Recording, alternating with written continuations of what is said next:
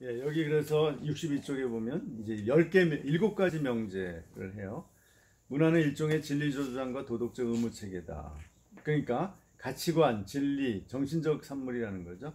그러나 더 나아가서 이 명제, 이 문화는 역사적 산물이다. 굉장히 오랜 세월에 걸리고 사람들의 습관과 관습에 화되어 있는 거다.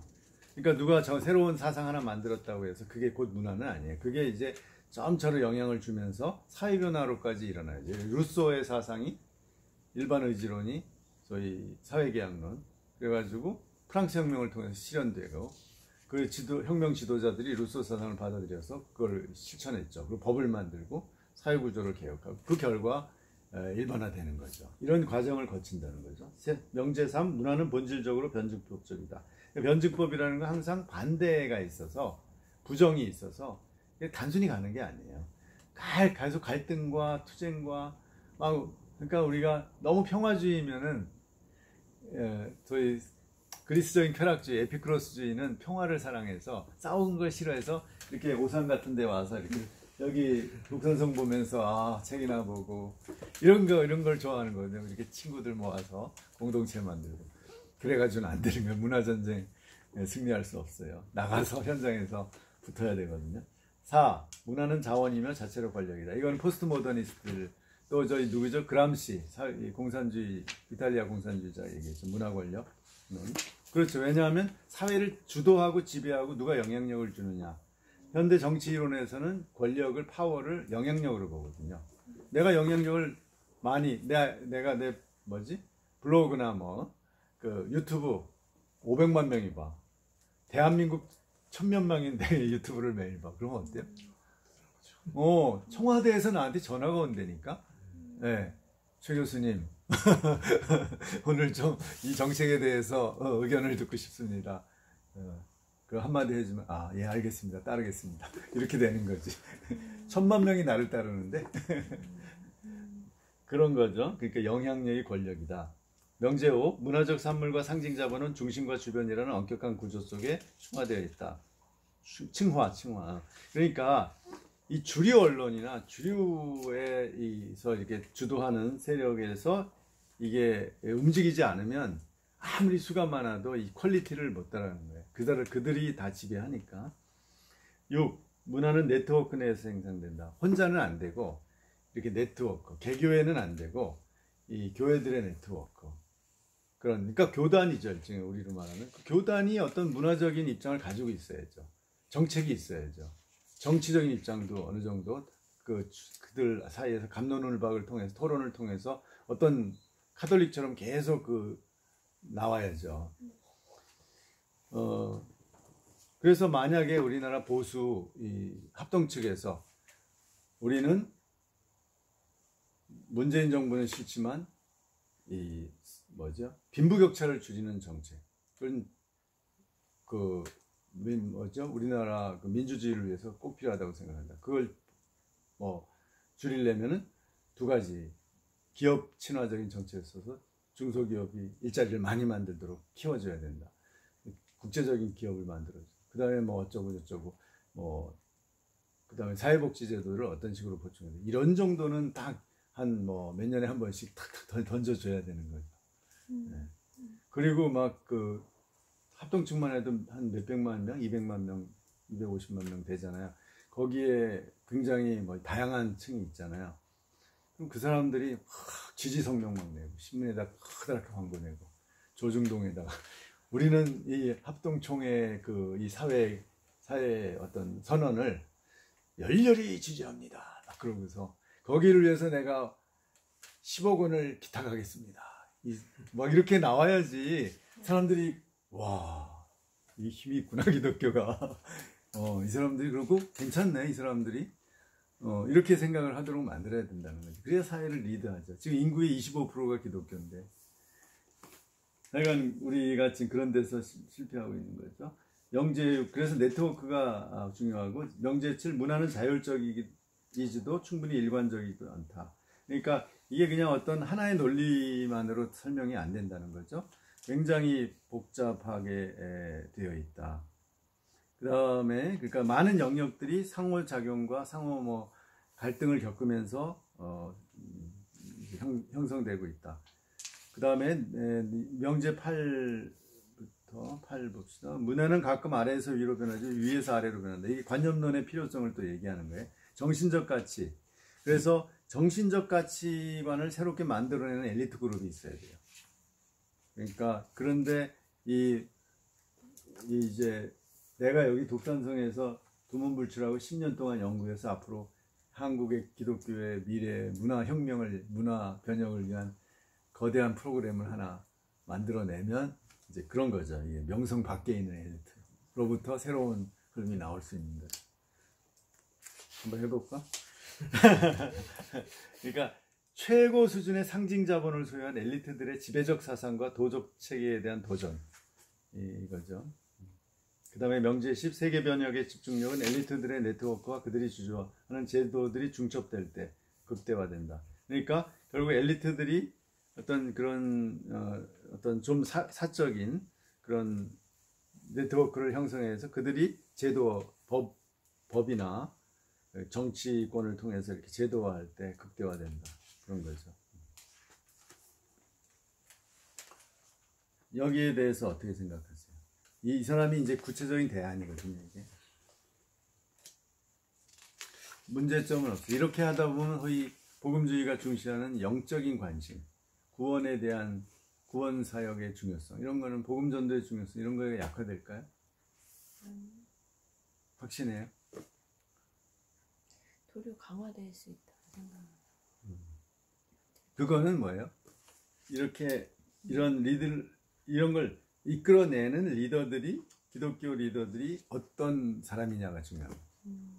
즉 그리스도를 정말 그리스도의 십자가 부활을 굳게 믿고 거기서 모든 것을 출발하는 사람이냐 아니냐, 그게 결정. 그 사람들이 결국 자유주의자로 넘어가면 자유주의 운동이 됩니다. 그럼 결국 보수교회는 떨어져 나갈 수밖에 없어요. 복음주의 교회는. 그러니까 그게 증명이 돼야 되거든요. 그러니까 이 두 가지를 다 결국 두 마리 토끼를 잡아서 하나의 토끼를 만드는 과정이라고도 볼 수 있죠. 어떠세요? 여기 기본적으로 동의하세요? 근데 그 하나 추가해 궁금한 거는 이렇게 되면 저희가 말하는 그 고지론이 이거 그렇죠. 고지론이죠. 그런데 고지론의 약점은 뭐였어요? 그러니까 그런 어떤 상류 계층이 되려고 하는 된 사람들만 쓰임 받는다 이런. 그러니까 이제 이런 거죠. 두 가지, 그러니까 쓰임 받는다는 건데 그 고지론의 약점이 뭐냐면 우선은 이런 것 같아요. 지위에만, 그러니까 그 결과물에만 이제 관심이 있는 거죠. 그래서 그들이 고지를 차지해서 어떤 변혁을 이룰 건가에 대한 구체적인 프로그램이 없어요. 아이디어가 없는 거예요. 일단 그래서 높은 자리 차지해. 그러면 그게 변혁이 될 것 같아요? 거기 조직의 논리에 따라서 안 하면 자기 쫓겨나는데, 거기서 밀려나는데 왕따 되고 불이익 당하고. 그러니까 이제 할 수 없이 아무 생각 없이 그냥 고지만 차지하고 그냥 단순한 신앙으로 내가 뭐 주님 하겠습니다 하고 나가면 다 깨지죠. 힘들어요. 그러니까 이제 프로그램이 있고 일보포스 같이 투쟁하면서 이 고지를 차지해야 되는지, 이게 스탄하게 그냥 그들이 원하는 방식대로 이렇게 이렇게 인류대 나와서 고시 패스하고 어디 들어가서 이렇게 해가지고는 안 되는 거죠. 투쟁. 그거는 오히려, 그래서 지금 운동권이, 이 진보 세력이 투쟁을 통해서 지금 청와대까지 차지한 거 아니에요? 이 나라의 주류 문화와 정치 세력이 된 거 아니에요? 그런 투쟁을 통해서 그들이 굉장히 단단해졌잖아요. 강하게 이렇게 네트워크를 형성하고, 그게 없으면 그냥 개인으로 이렇게 순탄하게 올라가서 그러면 그 조직의 논리에 파묻혀버리고, 이제 또 하나의 문제는 영성의 문제죠. 결국 항상 영성을 잃어버릴까봐, 기본적인 우리의 신앙, 십자가와 부활의 신앙을 잃어버릴까봐 문제, 하나님의 주권 신앙, 이걸 잃어버리고 세속화될까봐 문제고요. 그러니까 그렇게 안 되고 구원의 확신과 하나님의 주권에 대한 신뢰와 그리스도의 제자도를 가지고 그 고지에 올라간 거 좋아요. 그럼 거기서 뭘 할 거냐가 분명해야 되는 거예요. 그거 혼자 못 해요. 프로그램이 있고 네트워크가 있어야 하죠. 일본포스 혼자 한 거 아니잖아요. 엄청난 세력이 뒤에 있었거든요. 상류층 그 일부하고 그 다음에 그 케이커교, 감리교 세력이 뒤에 있었거든요. 그러니까 가능하죠. 어떻게 혼자 하겠어요. 그런 거가 이렇게 이루어져야만 된다는 거죠. 근데 우리나라 고지로는 개인 입신양명주의의 스타일에서 크게 안 벗어나서 문제다. 그래서 그 변형 못해요. 그렇게 혼자 올라가가지고. 시스템이 있어야죠. 하여간 프로그램이 약해, 우리는. 그죠? 저들의 프로그램이 뭐예요? 태극기 부대. 이 나라 그럼 장권을 주면은 어떻게 하겠다는 거예요? 반공. 좋아. 반공해서 북한하고 다 끊어. 그 북한을 흡수 통일. 오케이. 뭐 전쟁은 할 수 없고 흡수 통일하기 위해서 하는데 좋아. 그럼 이 나라 경제는 어떻게 돌리고 복지는 어떻게 하고 앞으로 이민 정책은 어떻게 하고 뭐 인구 정책 어떻게 할까? 아무것도 없어. 친미만 할 거야. 그냥 미국에게 다 간 주고 쓰게 주고 다 그러면 해결되는 거예요. 그럼 중국하고는 무역 안 해? 아무 개념이 없어요, 진짜. 그냥 그 관념론만 있어. 친미, 반공, 보수. 재벌과 이 중소기업 관계를 어떻게 해야 되고 이런 거 없잖아요, 아무것도. 그런 거 얘기하는 거 못 봤죠, 태극기 부대. 그냥 박근혜가 뭐가 중요해요, 그 한 개인이. 그러니까 그렇게 교육을 받은 거예요. 아무 교육을 못 받은데 그냥 욱해가지고 나와가지고서 저 진보를 막아야 우리가 빨갱이 공산당 막아야 된다. 이런 거 아주 단순 논리, 관념론적 단순 논리로 나온 거죠. 하여간 그래요. 그러니까 그게 이제 거기에 이해관계가 맞는 거죠. 사람들하고 기득권층하고 이해관계가. 유태인의 학습법이 필요하다. 뭐가 필요해요? 유태인의 학습법이 필요한 것 같아요. 그렇죠. 하세요. 또 반론 제기. 너무 또 내 주도적으로 한국에 이게 못 벗어나. 근데 그 기득권층의 좀 우호적인 그 우파 기독교인들은 어떻게 보면 이제 칼빈이 이제 나라의 국가에 이렇게 좀 순종하라 이렇게 하나님이 주신 국가의 그렇죠. 국가의 우선 그런 것 때문에 지금 우호적으로 하는 거 아닌가? 그런 것도 있죠. 네, 그런 것도 있는데 국가가 하나님 뜻에 반하면 어때요? 저항할 수 있다. 마지막에 그건 생각 안 하고 이제 그런 것만 그렇죠. 해서. 그러니까 로마서 13장도 제대로 해석하면 국가는 이제 위에 있는 그 권세는 하나님의 종이고 선을 행하기 위해서 있는데 그들이 악을 행하면 어떻게 할 거냐. 거기에 대해서 논의가 없잖아요. 그럼 계속 그걸 토론을 해야 되는데 토론이 없어요. 그냥 자기가 원하는 것만 얘기해. 복종해라. 그러니까 성경이 말하는 데까지만 가라를 거기서 쓰는 것 같아요. 잘못된 거죠. 성경이 다 있는데 선을 위해서 그들이 우리가 순종하는 거지 선을 안 할 텐데 그럼 히틀러한테도 복종해야 돼요? 스탈린한테도 국가인데 권세인데 하나님이 세운 거죠. 원론적으로는 그렇잖아요. 김정은이도 하나님이 세운 거예요. 그래서 그게 합법적인 국가하고 헌법이 있고 다 그래요. 헌법대로만 하면 그래도 살만 그래도 그렇게까지 이렇게 악하진 않아요. 그러니까 수용소를 꼭 만들어서 사람들을 처벌한다 이런 건 헌법에 안 나오거든요. 종교의 자유가 있어요. 정당의 자유가 있어요. 그런데 실제로 종교를 갖고 정당을 가지면 어떻게 돼요? 수용소가요. 그게 문제죠. 그런 현실 정치를 막아야죠. 이게 악이거든요. 지들이 만든 헌법에도 없는 거를 지금 악용해서 탄압하는 거 아니에요. 개인 독재를 위해서. 어디 사회주의 헌법에 3대 그러니까 수령론이라고 이제 그래서 주체사상을 만든 거거든요. 백두혈통이 나오나? 수령론에 백두혈통은 안 나오는 것 같아요. 그러니까 그거는 백두혈통으로 못을 박는 것도 잘못된 거죠. 그죠? 수령론이 있다 하더라도 그것을 꼭 백두혈통이 장악해야 된다는 법은 없거든요. 그러니까 그걸 악용하고 있는 거죠.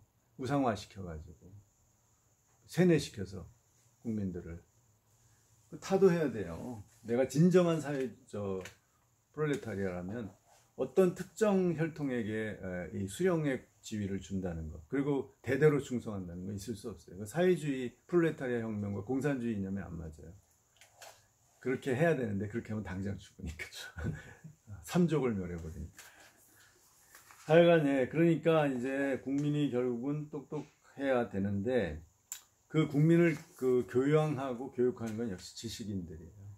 지식인들이 정신 똑바로 차리지 않으면 리더들이, 국민들은 그냥 따라가잖아요. 대체로 자기 먹고 살기도 바쁜데. 자, 5장부터 빨리 합시다. 그래서 이제 역사가 나와요. 기독교가 어떻게 그 당시에 그 문화를 이용해서 로마 제국의 정치 제도와 언어, 문화의 통일성을 이용해서 결국은 그 적대적인 로마의 그 세력에 점차로 도전해서 결국은 이런 어떤 문화 변혁을 이뤄냈나, 그것이 쭉 나오죠. 그래가지고 로마 제국에서 국교가 되고 이 가난한 사람들을 이렇게 왜 마음을 얻었고, 그 다음에는 이제 점차로 올라가서 귀족들, 왕족, 그러니까 이 로마 황제 가족들까지도 믿게 만들고, 이렇게 해서 그 다음에 이제 야만족, 게르만족을 교화시켜서 수도원이 중심이 돼서 이제 로마 국가는 무너졌지만 수도원이 그 문화를 간직해서 라틴어하고 모든 로마법이나 그리스 언어, 교양 이런 걸 다, 책들을 다 했죠. 가장 그 변방에 있는 아일랜드 수도원들이 그 역할을 잘해서 여기 소위 카롤린건 문화계인가? 네, 거기에 이제 중심 세력이 아일랜드 수도사들이에요. 카롤린거 르네상스에서 알퀸이라는 사람, 샤를마니오, 유럽을 통일했잖아요. 그때 그의 머리 역할을 해준 게 이 알퀸이라는 수도사거든요. 그래서 그 사람이 수도원 학교를 만들고 그게 대학이 된 거예요. 유럽의 모든 대학은 다 기독교 대학이에요. 원래 지금은 다 국가대학이 됐지만 다 교회에서, 교황이 허가해서 낸 거예요. 학교가 다. 자, 그런 식으로 해서 기독교 문명을 만들었고 문화 변혁을 한 거죠. 1000년 동안. 그러고 또 이제 종교개혁이 일어나서 그 가톨릭 문화를 또 변혁시켰죠. 그죠? 개신교. 그런데 결국 주도 세력은 뭐예요? 지식인들이에요. 루터도 공부를 그 당시 꽤 많이 한 사람이고, 그 다음에 칼빈은 더 지성적이고, 그 에라스무스의 따라갈 정도의 지식인이었거든요. 그러니까 그런 사람들이 이끌었으니까 이게 어떤 뚜렷한 신학적으로나 어떤 문화적으로나 교회적으로나 뚜렷한 형태를 갖게 되었다. 정체성을 확실히 갖게 되었다. 그런 거죠. 그 다음에 이제 이후의 운동들이 1800년대 감리교 운동도 성공적이었는데 많이 바꿨죠. 감리교가. 그래서 감리교가 그 18세기의 두 번째 그 낸시 피어시의 완전한 진리를 보면 미국의 세 번 대각성 운동 3차 일어났는데, 첫째가 그 장로교 쪽에 이제 부흥이거든요. 그 다음에 이제 감리교, 2차가 감리교 부흥, 셋째가 감리교 부흥이 첫째고, 이제 기존을, 왜냐하면 청교도들이 왔잖아요. 장로교, 성공회가 원래 영국이 이제 주도 세력이고, 그 다음에 청교도들이 장로교잖아요. 개혁교회 또 회중교회 이런 거 다 개혁파잖아요. 그들이 이제 청교도 문화를 만들었고, 그다음에 일부가 제세례파가 왔고, 그런데 이제 그 조지 휘필드를 통해서 2차 각성 운동이 일어났죠. 그게 이제 감리교가 퍼지기 시작을 했고, 그 다음에 침례교가 19세기에 왔고, 그 다음에 이제 성령 운동 이렇게 나타난 거죠. 그래서 이제 침례교까지 나오더라고요. 그 피어시 책에 보면. 그게 다 일종의 미국의 기독교 문화를 만든 하나의 문화, 그러니까 종교적인 어떤 부흥 운동이었지만 동시에 문화 형성, 오늘날의 이 기독교 문화, 미국의 프로테스트 문화를 만든 거죠. 그래서 남침례교가 제일 크잖아요, 지금. 그 다음에 오순절도 세고. 이제 그런 거를 했다는 거죠. 그런데 지금 이제 20세기 후반, 21세기 초에 과연 우리가 어떻게 할 것이냐가 문제라는 거죠. 그래서 6장부터 7장에 보면 정치 경제에서 이제 싱크탱크가 있어야 되고 특정한 이슈에만 국한되면 안 되고 포괄적이어야 되고 중요한 것은 문화 자본을 만들어야 된다. 뭐 그런 얘기죠. 그래서 과연 이것을 하려면 치열한 그 중심에서 영향력을 발휘하는 치열한 투쟁이 있어야 되는 거다. 그리고 절대로 138쪽에 보면 폐쇄적으로 우리가 뭘 해가지고서 이 변혁하겠다는 건 어불성설이다 이거예요. 우리끼리만 모여가지고 우리끼리 모여서 해야죠. 우선 우리가 기도하고 말씀 연구하고 이제 아이디어를 내고 그렇게 해서 뭐 연구할 때는 혼자도 해야 되고 그런데 그것에서 어떤 그 산물을 냈으면 그거를 공유하는 노력을 해야 돼요. 네트워크를 통해서. 그래서 예를 들면 이 책이 말이죠. 복음주의는 10억 달러의 기독교 출판사가 10억 달러 매출을 1년에 하는데 그 중에 몇 책이 뉴욕 리뷰 오브 북스나 뉴욕 타임즈 북 리뷰, 워싱턴 포스트 북 월드에 나오냐 이거예요. 별로 안 나온다는 얘기죠. 그래서 영향력이 별로 없다. 그 다음에 권력을 어떻게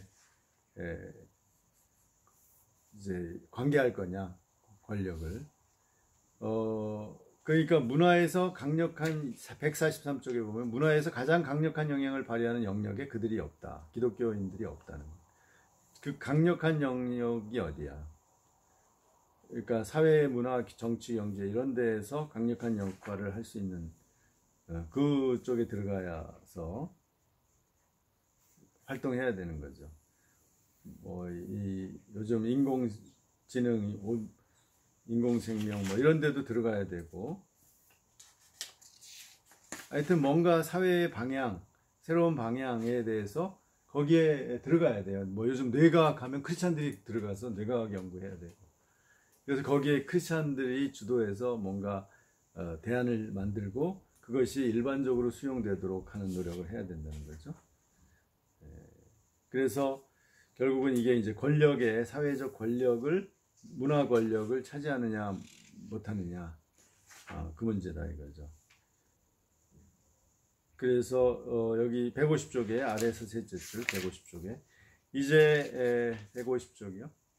마지막에 이제 내가 말할 수 있는 것은 권력 장악에 대한 새로운 방식의 해독제는 신실한 현존에 대한 보다 나은 이해이다. 그러니까 이제 믿음에 하나님 앞에서 우리가 믿음을 가지고 사는 현존을 포기하는 게 아니라 그것을 조금 더 개선을 하는 게 뭐냐 이렇게 생각해 보자. 앞장에서 다른 문화 지형은 단지 보다 커다란 문화 속에서 기독교 영향력이 부족하다는 사실을 가시적으로 드러낸 것이 아니다. 그것은 또한 문화의 주요 영역에서 그런 영향력의 부재를 그리고 영향력과 별도로 신실한 현존이란 소명의 포기를 드러내 보여준 것이다. 그러니까 그 영역에서 우리가 현존을 포기한 거고 따라서 영향력이 없어진 거다라는 거죠. 그러니까 예를 미술계 그러면 우리나라의 주도적인 화가나 미술 비평가가 크리스찬이어야 되는 거죠. 그런 여기 말한 페이스풀 프레젠스를 가진 그리고 그 사람이 그냥 그림만 잘 그리고 머리는 비어 있으면 안 되는 거고 공부를 하고 그래서 어떤 문화적 변혁의 프로그램을 가지고 있어야 된다 이거죠. 그걸 배워야 된다는 거죠. 그래서 신학이 사회 이론과 정반대로 가고 있다. 그러니까 신학이 완전히 폐쇄적인 지금 신학, 폐쇄적인 조직 신학, 폐쇄적인 성경 신학으로 가고 있다. 어디에서 누구한테 배워야 할지를 모르는 것 같아요. 그런가요? 네. 뭐 있죠. 그래도 찾아보면 또 있잖아요. 길이 여러 가지가. 그런데 이런 것 자체가 그렇게 크게 연구되지 않는 것 같아요. 이런 문화 변형 막 연구하는 사람 많아요? 개혁주의라고 하는 사람은 많은데 우리 개혁주의 생명신학 서클에서 이거 연구하는 사람이 있어요. 이런 문제를 고민하면서 없어요. 없는 것 같아요. 장동민 교수님 좀 고민하더라. 고민하죠. 그래서 책도 내고 그랬죠. 근데 그분도 이제 그 한계가 있어요. 신학적인 웨스터민스터 그 한계가 있어. 그렇지만 하여튼 나름대로는 훌륭한 분이에요. I love 장동민. 그러니까 그래서 뭐냐? 세상에서 작동하는 하나님 나라를 만드는 것이 문화 변혁하고 같은 거다. 그냥 뭐 문화 활동 열심히 하는 게 아니라 하나님 나라를 문화를 통해서 이루어가는 거. 그러나 그 본질은 아까 구원받은 신자가 faithful presence, 여기 신실한 현존, 그거를 실제로 만드는 거예요. 각 영역에서. 그리고 그것들이 연결돼서 우리가 그야말로 이제 주류 문화를 주도하는 그런 세력이 되는 거죠. 예, 오늘 여기까지 하겠습니다.